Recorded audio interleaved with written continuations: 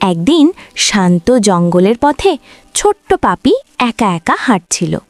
চারপাশে সবুজ গাছ, পাখির ডাক, কিন্তু পাপির মনে ছিল অজানা ভয়। হঠাৎ ঝোপের আড়াল থেকে বেরিয়ে এলো এক হায়না।